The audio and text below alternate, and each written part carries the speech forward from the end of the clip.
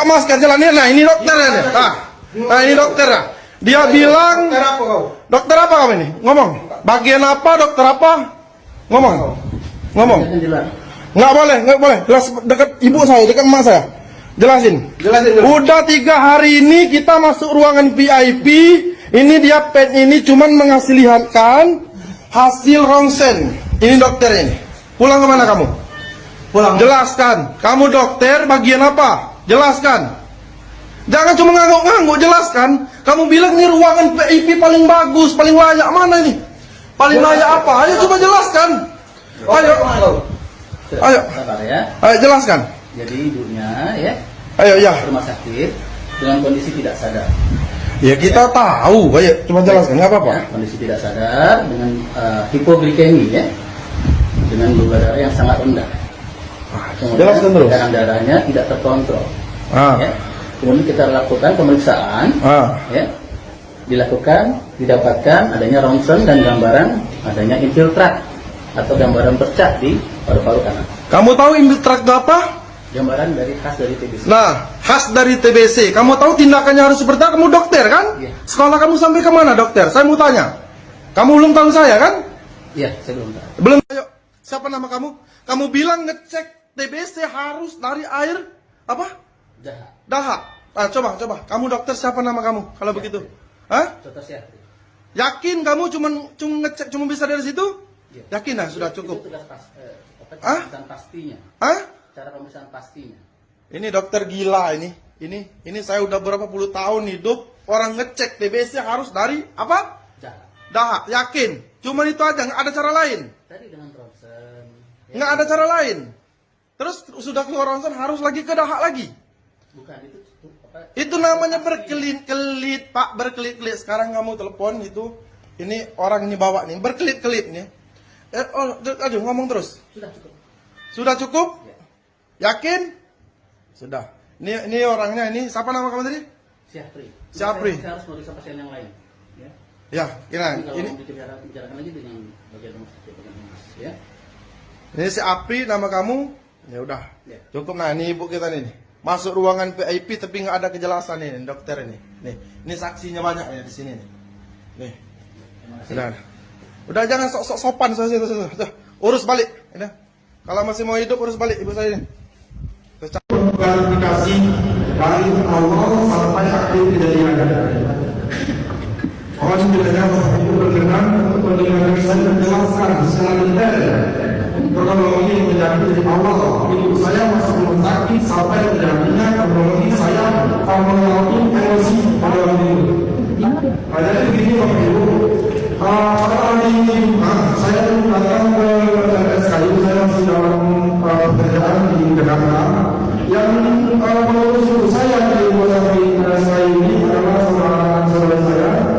Di rumah sakit kita datang itu di hari Jumat Bapak Ibu. Namun di hari Jumat itu datang kita dirujuk dari dokter Nasr itu. Kita dirujuk dari dokter Nasr, dirujuk ke rumah sakit. Ibu kita ini posisinya penyakit diabetes, komplikasi. Karena menurut di hari Jumat kedatangan itu ada yang perawat atau yang jaga di situ. Ibu kita memang benar ada perawat di situ kita mengakui dan ada perubahan kesehatan dari awal yang ibu saya tidak sadar. Dan lalu dia akan perawatan ini pertolongan dari rumah sakit dan adalah perubahan kesehatan menjadi agak stabil lah. Mulai dari dulu, ada kita stabil di situ. Nah, setelah itu hari Sabtu di Surat Al-Qadir. Nah, Bapak Ibu, kita kan di sini mengalami pelayanan umum. Kita berharap ada pelayanan yang maksimal. Ya kan Bapak Ibu? Kita berharap mendapatkan pelayanan yang layak. Kalau kita disuruh hari Sabtunya libur, hari Minggunya libur, hari Seninnya ada, hari Selesanya ada. Apa bedanya BPJS dan umum? Ini kasihan Bapak Ibu. Ya, ini kasihan tadinya BPJS kita yang umum makanya diperlakukan seperti ini. Kita yang umum diperlakukan seperti ini.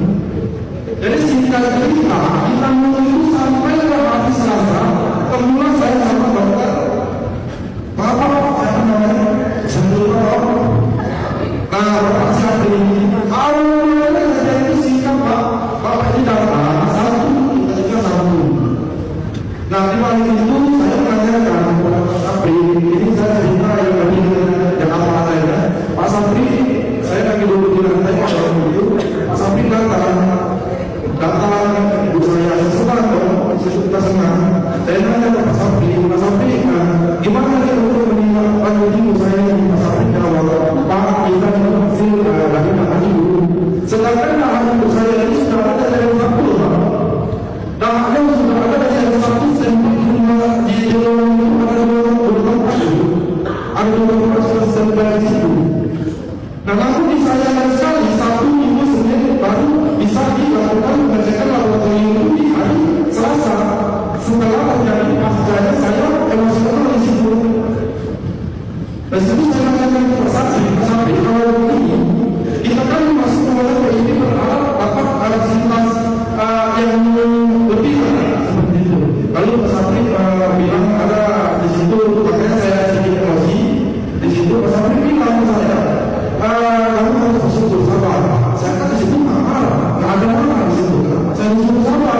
Kenapa saya disuruh bersyukur? Di situ emosi saya memuncak apa itu? Malu karena saya dikatakan masih jauh saya rumah. Melihat ibu saya kembali, di situ saya sangat emosional saat itu. Natal saya bicara saya lepas, semua kepada saya itu terbawa emosi pada waktu itu. Jadi pada waktu itu setelah saya seperti itu, Pak Sapri bilang ke salah satu perawat di situ, atau video. Nah di situ saya langsung langsung saya video keluar. Saya takut terjadi hal semacam ini. Takut terjadi takutnya nanti semua video yang dilakukan oleh Pak Sapri ini tadi, biar sekarang sampai istri saya, kedua saya, tidak sampai yang mereka berhasil itu benar video semua yang tidak tahu bahwa ini sebenarnya. Nah dari setelah itu Sapri keluar, saya ada mengeluarkan kata-kata yang emosi begitu.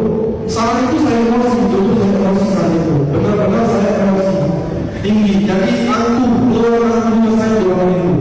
Jadi Pak Sapri sudah keluar, Pak Sapri ini sudah keluar dari video kan awalnya tadi dia saya kemudian dia marah lagi pada orang itu dia keluar. Tak tahu lagi ibu pejabat katanya siapa pun kemarin yang untuk memediasi bersama Pak dan untuk security dan rekan-rekan kemarin itu. Kita memediasi kemarin itu nggak bilang Pak ini kita kemudian sebenarnya saya sudah jelaskan dan di situ ibu minta untuk pelayanan yang bermaksimal dan saya pun meminta maaf atas emosinya saya kepada Pak Sapri dan bersama rekan-rekan di situ. Saya turut prihatin akan kejadian yang menimpa Dr. Syahpri di RSUD Sekayu, Provinsi Sumatera Selatan pada tanggal 12 Agustus kemarin. Beliau mendapat tindakan kekerasan secara verbal dan fisik oleh keluarga pasien. Saya menegaskan kepada seluruh masyarakat Indonesia bahwa kekerasan dan pelecehan terhadap siapapun tidak dapat ditolerir. Saya sangat menghargai tenaga medis berkualitas seperti Dr. Syahpri, seorang dokter subspesialis yang bersedia untuk mengabdi di Kabupaten Sekayu, lokasi yang ditempuh 4 jam dari kota Palembang. Tenaga medis dan tenaga kesehatan berhak untuk mendapatkan perlindungan dan rasa aman saat menjalankan tugas, dan setiap bentuk kekerasan tidak dapat dibenarkan dalam kondisi apapun. Saat ini saya sudah menugaskan tim Kemenkes untuk memberi dukungan terhadap langkah hukum yang diambil oleh Dr. Syahpri dan RSUD Sekayu. Saya dukung sepenuhnya kasus ini harus dituntaskan melalui jalur hukum untuk memberikan efek jerah. Teruntuk mas-mas keluarga pasien yang bisa-bisanya mengintimidasi dokter spesialis Dr. Syahpri. Asli mas, keren banget. Kelihatan banget kalau mas itu jago banget. Bisa-bisanya dokter subspesialis yang sekolahnya tuh 5-10 tahun digituin. Dibikin malu sama masnya sampai harus buka masker, dicaci maki. Ya walaupun akhirnya mas sendiri yang malu karena satu Indonesia tahu kelakuan bejat masnya. Tapi gak apa-apa mas, tetap keren. Bisa intimidasi seorang dokter. Cuma gara-gara dokternya suruh sabar. Karena semua ada prosedurnya. Lagian buat Dr. Syahpri juga kok bisa-bisanya sabar sama orang kayak gini. Kalau saya jadi dokter ya minimal saya gampar muka orang kayak gitu, Dok. Aman, gak usah takut gitu. Ya. Jadi karena sudah kita laporkan, iya, kita menunggu saja. Nunggu proses selanjutnya kan? Yang jelas, saya mewakili seluruh nakes seluruh Indonesia. Jadi jangan sampai terjadi di Syahpri yang lain. Ya, jadi kita harus menentukan sikap. dia harus tegas. Jadi karena sudah kita laporkan, iya kita menunggu saja. Nunggu proses selanjutnya ya. Iya. Yang jelas, saya mewakili seluruh nakes seluruh Indonesia.